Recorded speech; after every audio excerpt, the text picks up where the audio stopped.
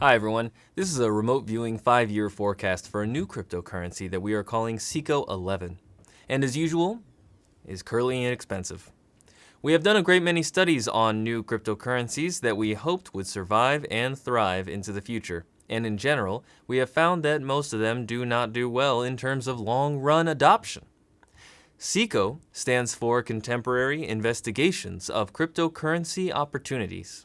Again, the purpose of our SECO forecast is to attempt to use remote viewing in the context of our economic forecasting methods to determine the likelihood that a cryptocurrency will survive and thrive into the future. We are trying to focus on cryptocurrencies where their initial cost per coin is generally small and the potential for growth is quite significant. We offer our SECO forecast for free to the public for those to watch as YouTube videos. But the real name of the currency in the forecast has been changed so that the name referenced in the video is fictional. Potential investors can watch the forecast to see if they want to purchase the actual identity of the currency during the forecast period.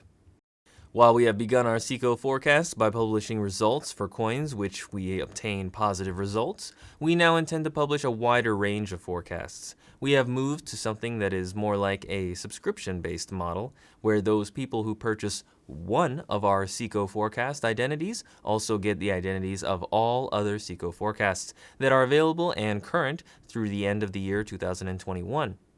There is no extra cost for this. SECO forecasts typically are for 5 or more years. We occasionally update the forecast, which usually extends the forecast further into the future beyond the original 5 years.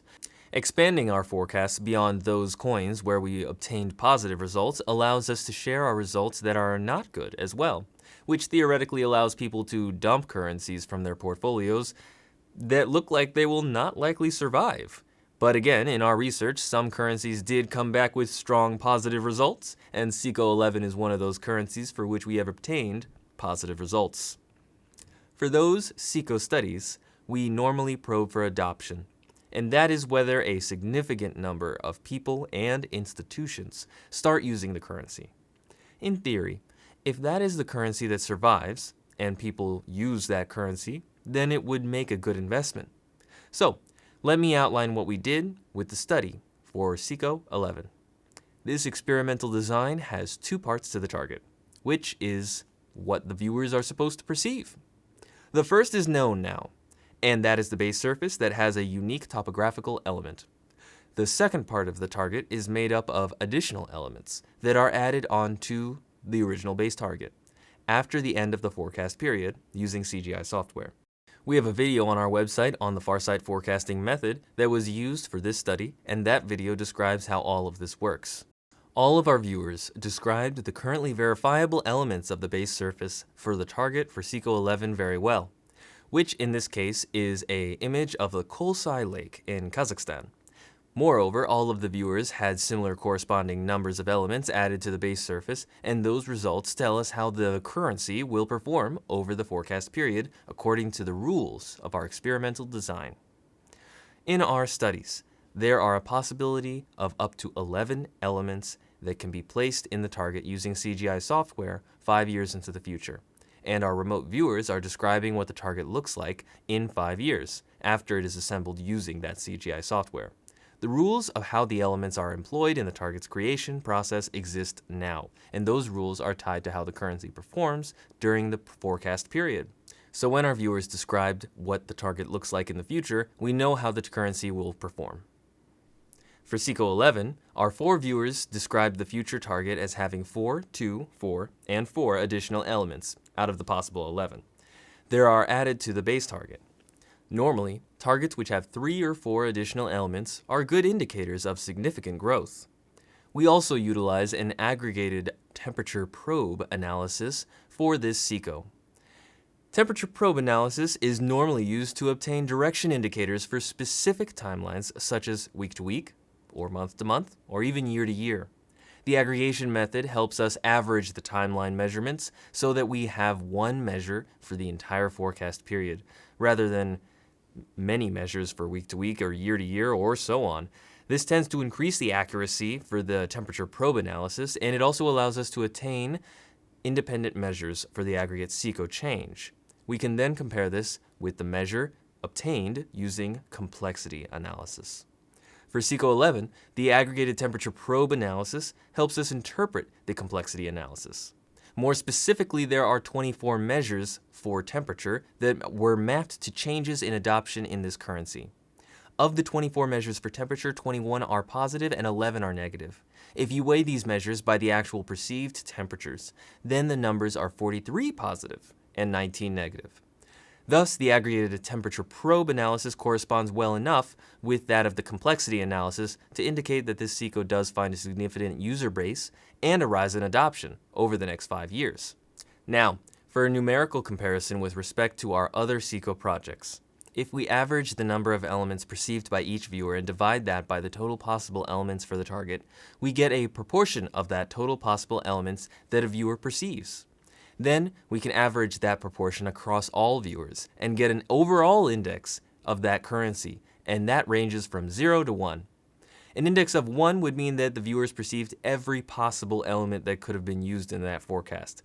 And that means that that currency would be very popular and be adopted by an exceptionally large community. An index number of 0 would mean the exact opposite, which means the reviewers received no additional elements over and above the base surface, which would mean that that currency would be expected to perform very badly in terms of adoption. For our SECO 1 currency, that index number is 0.66. For SECO 2, that number is 0.725. For SECO 3, 0.575. SECO 4, 0.567. SECO 6, 0.389. For SECO 9, that index number is 0.47. And for SECO 11, that number is 0.413. When combined with the positive indicators for aggregate temperature probe analysis, this indicates a significantly strong case for the rise of adoption for SECO 11. So, our remote viewing results are positive for the SECO 11 currency in terms of adoption. This does not guarantee that the currency will perform well over the next 5 years, but given that we now have multiple remote viewing sessions done by very experienced remote viewers that all indicate that the currency's future performance is strong, this suggests that the future timelines for this currency are in general very positive. One last point, this currency is relatively inexpensive. My own thought is that it is best to keep the currency for the full forecast period, or at least until one sees a substantial return in one's investment. This is not day trading, where you buy in the morning and sell in the afternoon, and the exact timing upwards and downwards movements is really required to know the exact minute and hour you need to go in and out of a trade. Remind yourself this is a 5-year forecast. We're in this for the long term. And remember, our disclaimer, no one at Farsight is a licensed financial advisor, so anything that anyone at Farsight does that relates to the use of remote viewing to predict the financial or economic outcomes of any type, including the performance, however defined, or selling prices of cryptocurrencies, stocks, commodities, or anything else, is done for entertainment and educational purposes only. Everyone who's doing investments are doing so at their own risk. These are experiments in remote viewing, and there are no guarantees or warranties being made, either expressed or implied. Nonetheless, these efforts are truly interesting on a grand scale, and we at Farsight believe that after we do this for a while, it will be very hard for anyone to ignore the reality of remote viewing.